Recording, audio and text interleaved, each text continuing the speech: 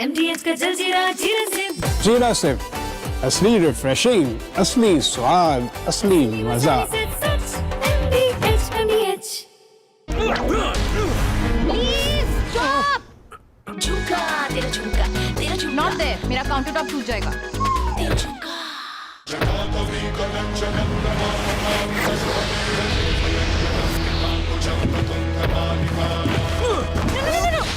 मेरी चिमनी टूट जाएगी। What are you doing? रानी, इस घर में कुछ है जो टूटता नहीं। ये पिलर कभी नहीं टूटेगा। रुंगटा स्टील TMT से बना। रुंगटा नहीं तो घर स्ट्रॉन्ग नहीं। रुंगटा स्टील TMT बार एकदम सॉलिड। आर प्योर सूजी पास्ता उबालो मिलाओ और खाओ 8 मिनट में तैयार। क्या टेस्ट है सबका राजा R pure masala.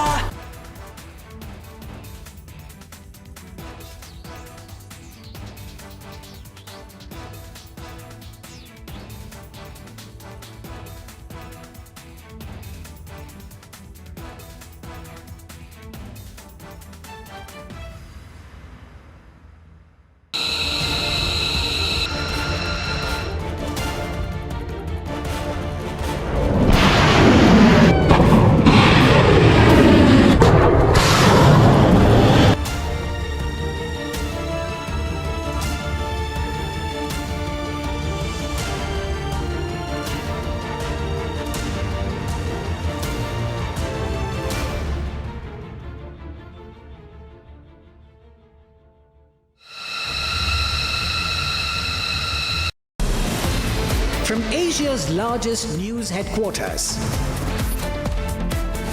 setting the agenda for Bharat.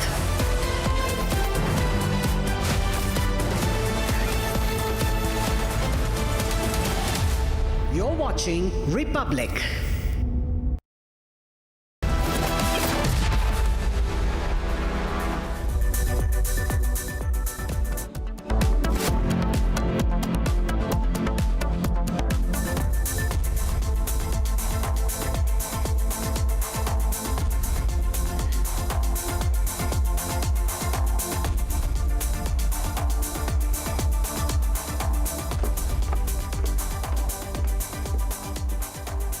Hello and welcome. You're watching 6 Stories at 6 with me, Ishita Mitra. Here's the show where we get to the top stories of the day in one lineup. But before viewers, we get started with our lineup today. There's a breaking news that's coming in. Let's cut across to the breaking updates we're getting as far as the oil situation is concerned. Now, there are government sources who have now released a statement saying they've issued order to maximize LPG production to oil refineries. Domestic consumers will in fact be prioritized over the commercial use.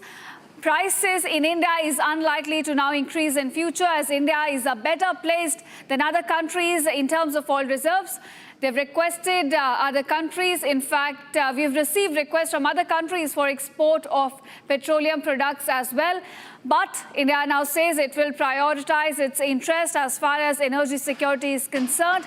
We are in world market scouting for more LPG at this point, and no concern from aviation ministry as far as aviation turbine fuel is concerned has been raised. India is also, remember, an exporter of ATF. So viewers, that's the latest statement that Republic in fact has gotten from our government sources as far as the oil security is concerned, saying that orders have now been given to maximize LPG production and replenishment of stocks as far as it's concerned. It's taking place on a daily basis.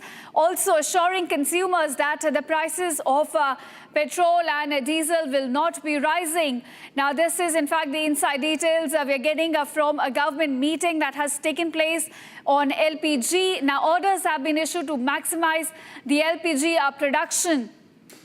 And of course, one takeaway coming out of this crucial meet that India is now better placed than other nations on oil reserve. These are the inside details that Republic has now accessed of the government meet that took place on the oil supply crisis. Now, viewers, the big takeaway from this government meet is that as far as energy security is concerned, India is placed in a comfortable position. It's trying to scout more sources as far as LPG is concerned. We are maximizing our production, and this as the world is still staring at an energy crisis. India still remains at a comfortable position. In fact, viewers, we're getting you details of this oil crisis. Now, why is the world today staring at an oil crisis? Because there's a war going on right now in West Asia, and we're looking at oil infrastructure all across the Gulf becoming target of these latest attacks. We're looking at Sharjah oil refinery that was attacked. South Paz field was attacked. There's Fajr Jam gas facility, Tehran refinery. In fact, in Tehran, several oil depots have come under latest attacks. Those are the key targets. Oil infrastructure coming under attack. In fact, you also have Aramco refinery in Saudi repeatedly coming under the attack of Iranian drones. Also the Berri oil field, Aramco oil field. You also have Babco in Bahrain. Today only we witnessed an attack on Babco in Bahrain. This is on Sitra Island. Babco industrial zone was also attacked. Now, along with that, you also have an oil tanker at Duqm port in Oman, oil tanker Salalah port in Oman as well. Ras Al Afan Industrial City in Qatar, Mesaid Industrial City in Qatar as well, Fujairah Oil Terminal in UAE, and Musaffa Oil Terminal. Now, all of these areas have come under repeated attacks by Iran's drone and missiles, which is what has led to an energy crisis. The world today is staring at an energy crisis as oil refineries, oil infrastructure across the Gulf nations are now becoming the target of Iranian drones and missiles.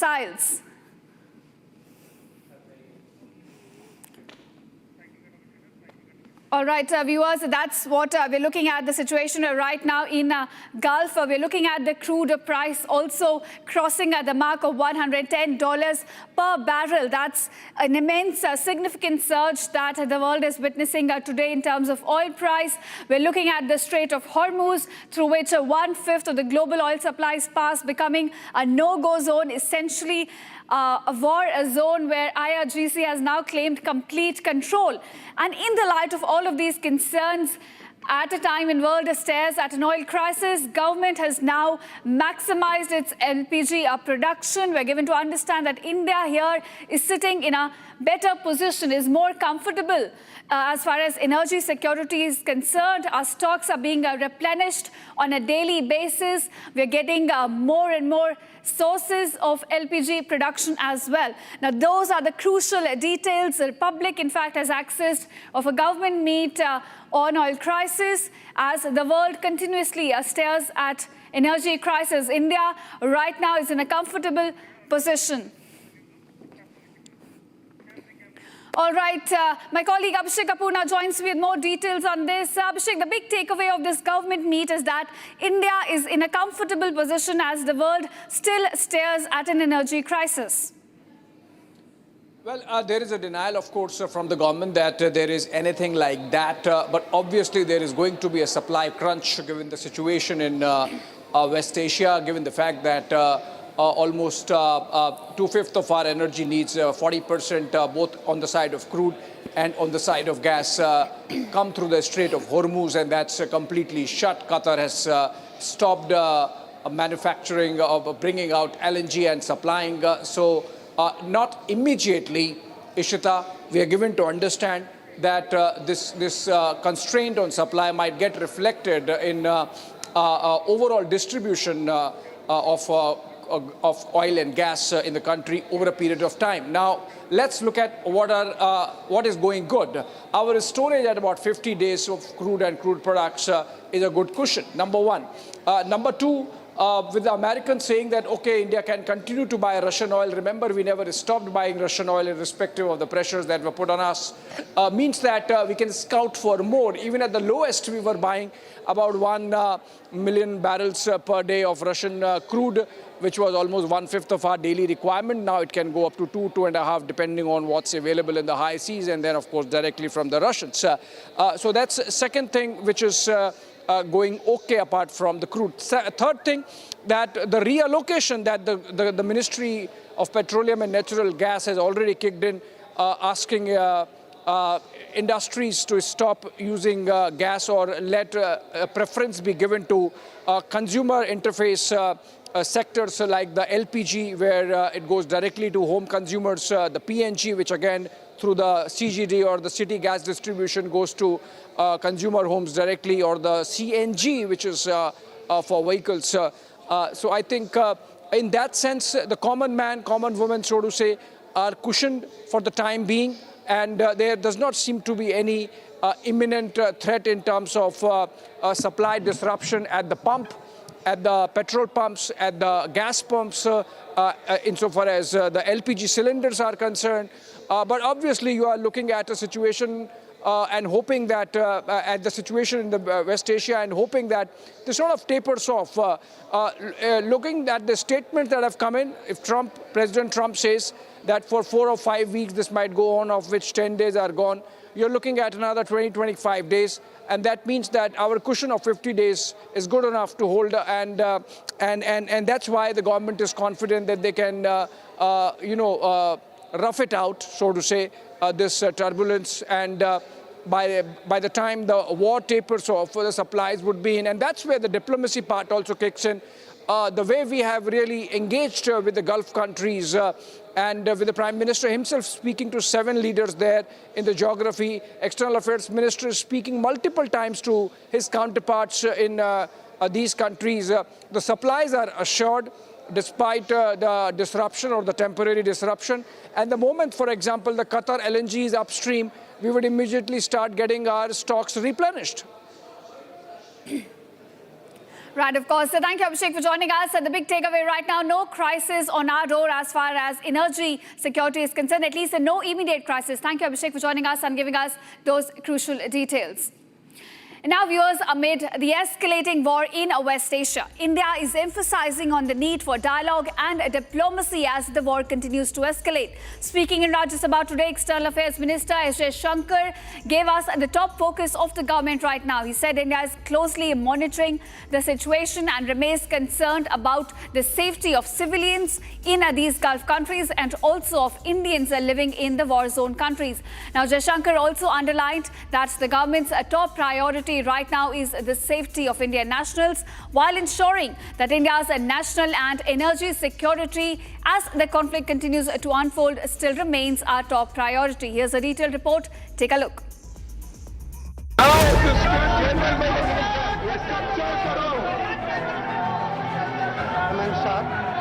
I rise to apprise this House, this august House. External Affairs Minister S. Jaishankar addressed the Rajya Sabha on the ongoing developments of the war in West Asia. I rise to apprise this House, this august House, of recent developments in West Asia that are cause of deep concern to all of us. Government had issued a statement on 28th February expressing its deep concern and urging all sides to exercise restraint, avoid escalation, and prioritize the safety of civilians. There have been numerous... Jaishankar stressed that the safety of Indians across the border remains utmost priority of the government. Minister's statement. Over 67,000 Indians returned from war-affected regions yesterday.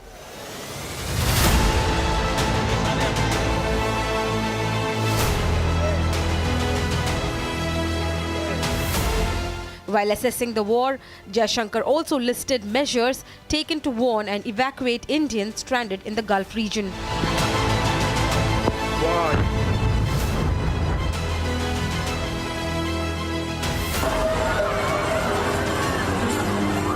Our diplomats have also worked hard to assist stranded transit passengers in hubs like Dubai, Doha and Abu Dhabi. They have facilitated international border crossings for Indian nationals, including from UAE to Oman and from Qatar, Kuwait and Bahrain to Saudi Arabia. Wherever there has been a partial opening of airspace, we have approved and undertaken commercial flights, including non-scheduled flights, to enable the return of Indian passengers. And India is working with 3 guiding factors towards the war: dialogue, safety of Indians and energy security. While highlighting that the government is in close contact with the Gulf since the war started, Jaishankar said contacting the Iranian leadership has been difficult. Throughout this period, government maintained close contact with relevant countries.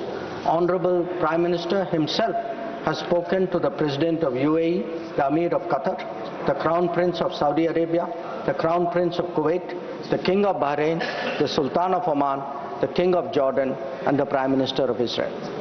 In each case, we received assurances that the well-being of the Indian community would be a priority for the host government. I have similarly been in close touch with my counterparts in these countries.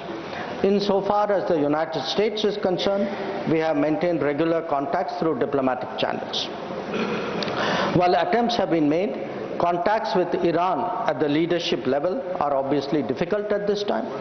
I have, however, spoken to Foreign Minister Arakchi on 28 February and 5 March 2026. We will continue these high-level conversations in the coming days. In fact, Jaishankar reiterated India's stand on the docking of Iris Lavan, stating that India did the right thing. Jaishankar, while making his suo motu statement on the US-Iran war, stated that as a neighboring region, the ongoing war is deeply concerning to India. While any development that negatively impacts peace and security in the world is deeply troubling, this ongoing conflict is an issue of particular concern for India. We are a neighboring region and understandably have obvious stakes that West Asia remains stable and peaceful. As the war continues, India stands for de-escalation and diplomacy with its prime focus on the safety of civilians and India's national interest. Numerous casualties, including at the leadership level in Iran. And now the Parliament witnessed heated scenes today as the escalating war in West Asia triggered a political row between the government and the opposition.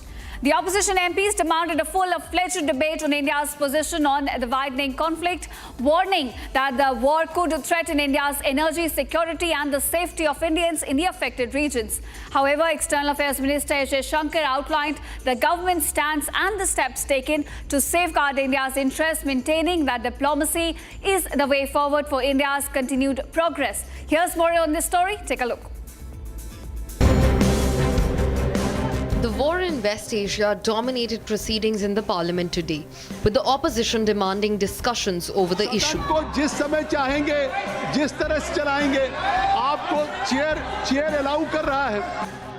External Affairs Minister S. Jaishankar presented the government's official position, which is prioritizing diplomacy over escalation. Throughout this period, government maintained close contact with relevant countries.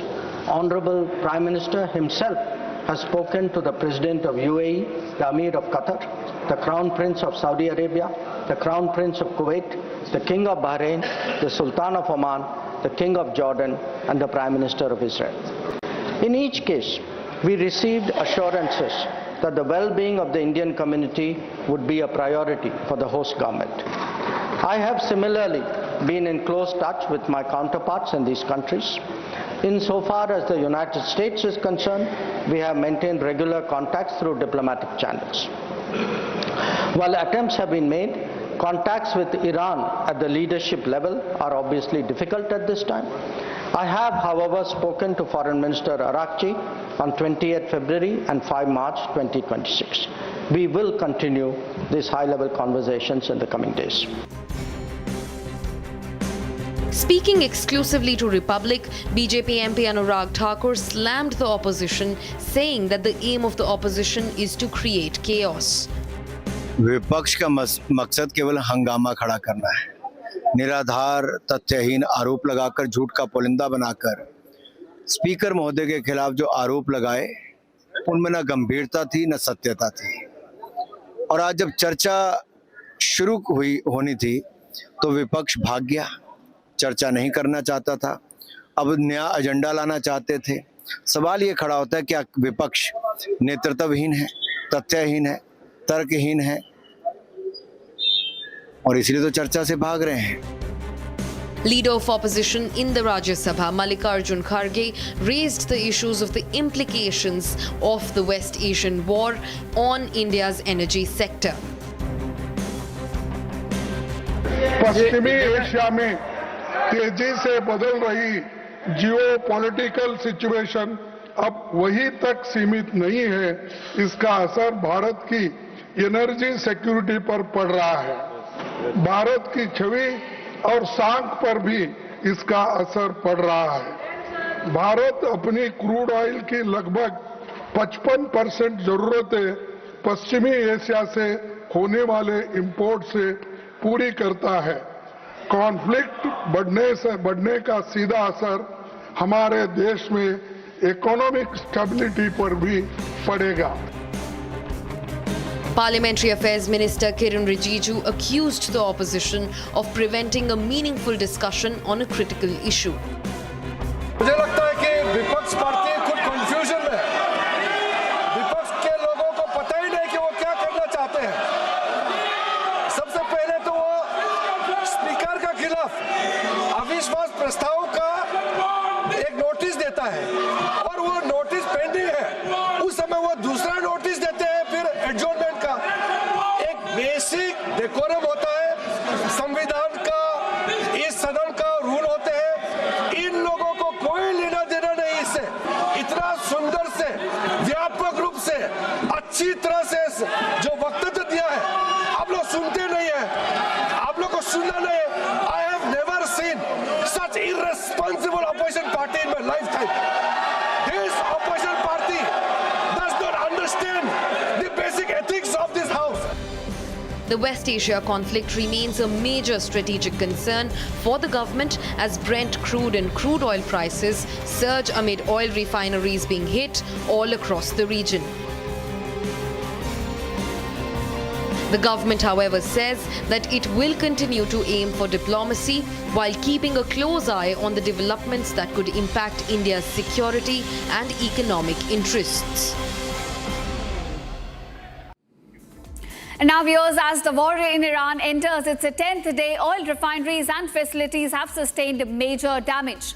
Oil refineries in Saudi Arabia, Bahrain and Qatar have been targeted, forcing the shutdown of operations at these several key centers. And meanwhile, a massive fire erupted at a major oil refinery clusters in Tehran. This has caused residents to now wake up to black rain the following day. Here's a look into the West Asian oil refineries hit so far, the resulting crude oil and stock market emergencies, and the escalating environmental impact. Take a look.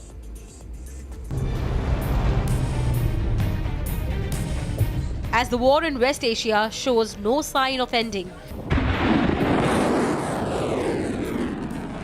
fear grows of an impending economic collapse. 10 days of precision strikes have now dismantled operations of major oil refineries in West Asia. Oil refineries in Saudi Arabia, Qatar, Bahrain were the worst hit from the Iranian attacks. Several oil depots, industrial facilities and ports in Oman, Kuwait and UAE were struck, expanding the points of strike in the region. About 10 vessels near the Strait of Hormuz have come under attack since Iran blocked the strategic waterway in retaliation to US-Israeli strikes. Israel also struck hard major oil refineries in Tehran, causing huge fire and plumes of thick smoke in the Iranian capital. Authorities here in Tehran are extremely worried about the environmental impact of such explosions on Tehran. The governor of Tehran just announced that the fuel supply network in Tehran has been damaged, and he said the full restoration of this network may take a few days. He also urged residents to avoid unnecessary travel and visits to gas stations unless essential. So I think Tehran will face some difficult days ahead, but the oil ministry is trying hard to restore the full capacity of this city in gas stations and also the relevant organizations. Safer Sarami, CGTN, Tehran. I'm reporting from west of Tehran. Tonight we had a very difficult night because different areas of cities were targeted. Just behind me, you see northwestern Tehran. You see a big fire and a big plume of smoke. I don't know what exactly was targeted, but according to some reports, this was an oil refinery in northwestern Tehran. There are also some other places that have been hit where I see plumes of smoke everywhere in the city, north, south, east, west. And as I say, today we were under attacks in different areas of the capital of Iran. Oil prices soared past $114 per barrel for the first time since 2022 on Monday as the Iran war intensified, threatening production and shipping in the region. US President Donald Trump has stated that surging oil prices is a small price to pay. Earlier, Qatar Energy declared force majeure of LNG to its affected buyers. Bahrain's largest oil refinery, Babco, was struck by Iran, sending thick plumes of smoke up in the air as emergency teams scrambled to contain the blaze. Babco also declared force majeure on operations following the strike. As the war drags on, the world watches the black rain fall on a volatile global economy. All right, viewers, so that's all we could pack in this edition of 6 Stories at 6. Thank you so much for watching, and Republic's rolling coverage on the war in West Asia continues on the other side. Stay tuned.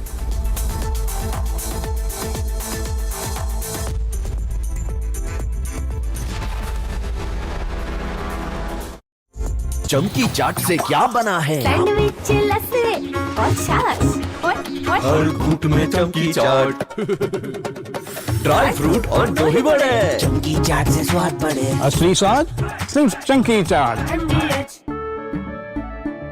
केसरिया से मन जोगी हुआ रे, दिल झूमे देखो मतवारा हुआ रे।